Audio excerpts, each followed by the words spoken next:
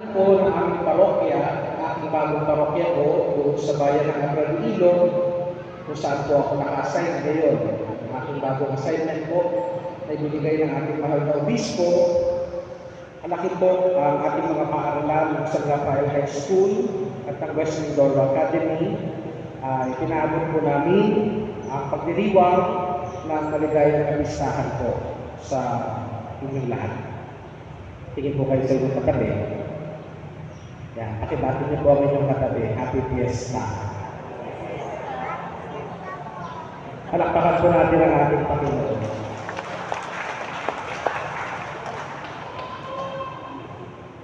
Mga kapatid, taon-taon, walang kaltos. Kahit na ako po ay diakono pa na na-assign dito sa Isla ng Lubang, nakapagtingkod po sa iyo, taon-taon, tayo po'y nagdiriwang ng kapistahan bilang parangal sa ating mahal na Birhen Maria. Tayo po'y nagdiriwang ng kapistahan at marami tayo mga programa at mga gawain. Taon-taon yan, walang paltos.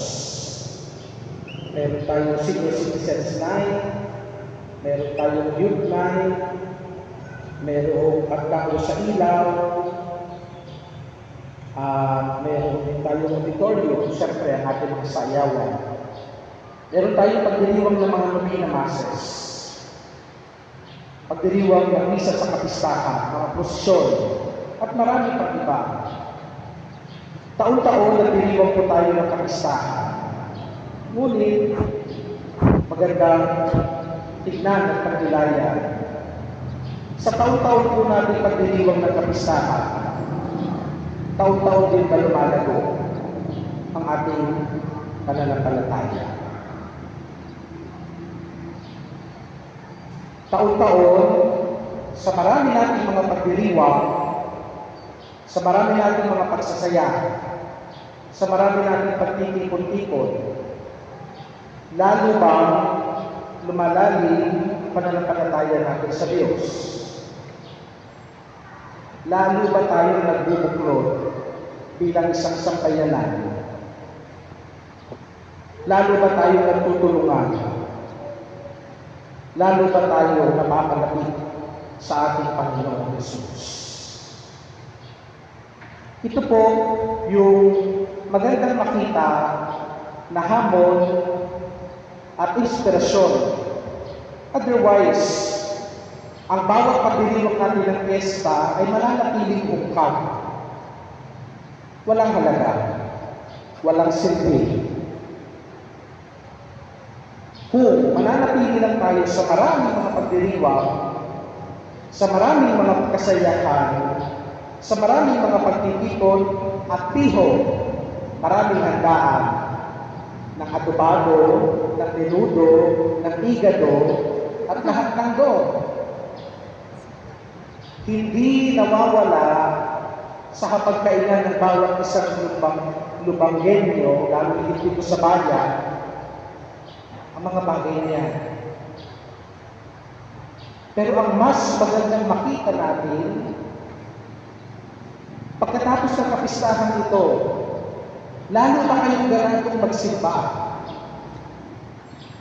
Lalo ba kayong ganadong tumulong at makisangkot sa gawain ng parokya ninyo?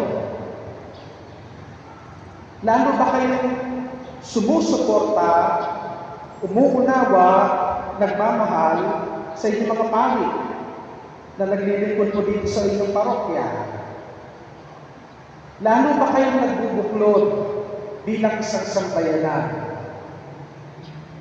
Otherwise, kung pagkatapos din lang ng piyesta ito, at mananatili tayong malamig sa ating pananampalataya, mananatili tayong walang pakialam, mananatili tayong nakatunganga at nakanganga sa mga gawain ng ating simbahan, at hindi kayo magpa-participate, hindi kayo susuporta, hindi kayo makikiisa, at pipiliin nyo lang yung mga gusto ninyong tulungan o suportahan, then you will lose the meaning Why do we have celebrations like this? Bakit tayo nagdiriwang ng kapisan? Bakit tayo nagpaparangal sa mahal na Birhen?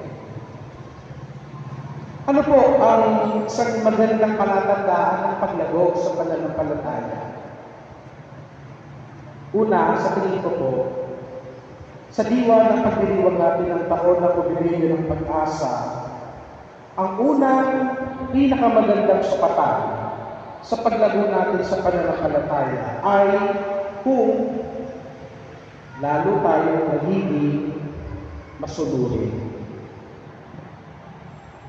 At ibig sabihin, tutungo na lang kami ng tutungo sa sasabihin sa amin. At ibig sabihin, hindi na kami sasalungat, hindi na kami magtatanong, hindi na kami hindi aayon. Pwede pa rin sumalungat, pwede pa rin hindi sumang-ayon, pwede pa rin umayaw kung hindi gusto, pero at the end of the day, do not lose respect. Napakahalaga po niyan. Kung ikaw'y mananampalataya at wala kang respeto sa kapwa mananampalataya, kung ikaw ay mananampalataya, sinasabi mong mananampalataya ka at wala kang respeto sa pari, sa pamunuan ng simbahan, you ask yourself, talaga nga bang lumalago ka sa pananampalataya? Ang ibig sabihin ng pagiging handang sumunod ay hindi lamang blind obedience. Hindi lamang pag-oo, kasi dapat tayo mag-oo. Minsan, pag kailangan tumuligsa tayo. Pero at the end of the day, isang parokya po tayo. Isang parokya po kayo. Ang Our Lady of the Assumption Parish ay hindi lamang po si Father Adrian, si Father John, o mga pari naglilingkod po dito sa atin sa Isla ng Luba. Lalo higit, ang Our Lady of the Assumption Parish ay ang bawat isang mananampalataya na binyagan po sakop ng parokya ito. Tayo po ang unang-unang dapat magmalasakit sa isa't isa. Tayo po ang dapat unang-unang magtulungan sa isa't isa. Tayo po ang unang-unang dapat magkaisa para itaguyod ang ating simbahan, itaguyod ang ating pananampalataya, itaguyod ang ating kultura, itaguyod ang napakagandang na simulan ng mga nauna sa atin, na taon-taon ay ating pinagdiriwang, na taon-taon ay ating pinahahalagahan, na taon-taon ay ating pinagsusumikapan maging bahagi ng ating buhay. Tingin po kayo sa inyong katabi. Kita nyo yung katabi, walang pera yan, walang kwarta. Nakita nyo yung inyong katabi, may sakit yan. Nakita nyo yung inyong katabi, may dinadala mabigat na problema sa oras na ito, katabi ninyo yan. Please, let us be understanding of one another. Matuto tayong unawain ang bawat isa. Bago natin siraan, bago natin kwentuhan ng gawa ng kung ano-anong kwento, unawain muna natin. Tapikin natin ang balita. Bakit tapik nyo nga po ang balita ng inyong katabi? Pakisabi nyo sa inyong katabi, okay lang yan. Makakaraos kami.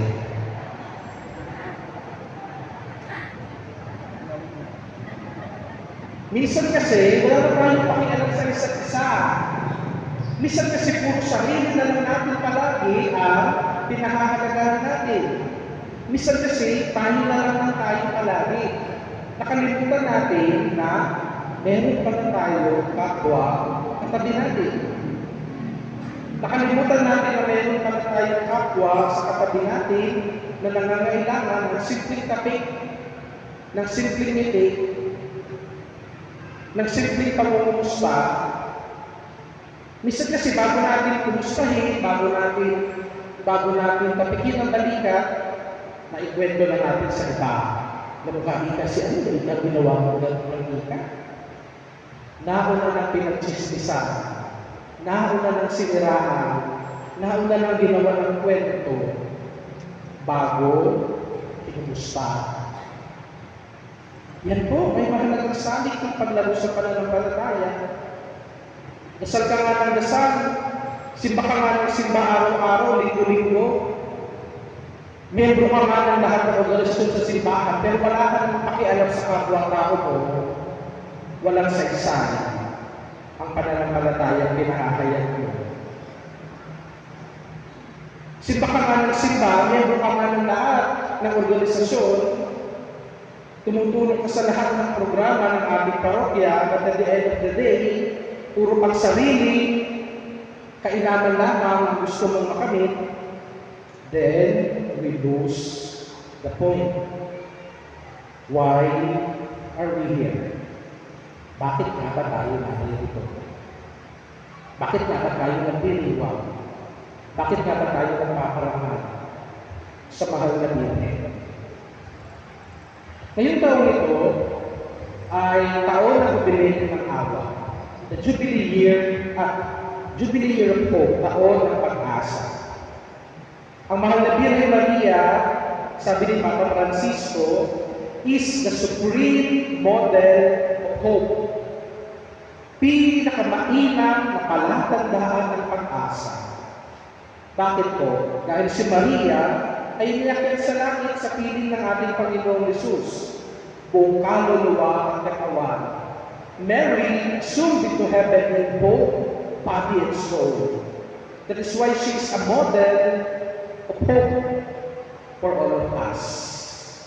Siya po ay napakagandang inspirasyon at hamon sa atin para sa patuloy na paglago sa ating buhay pananampalataya. Siya po ay napakagandang hamon at inspirasyon sa atin para patuloy tayong magbigay ng sarili natin sa pagsunod natin sa ating Panginoong Kristo, sa paglago natin sa ating pananampalataya, at higit sa lahat, sa patuloy nating pag-aakuha ng kahulugan ng ating buhay at ng ating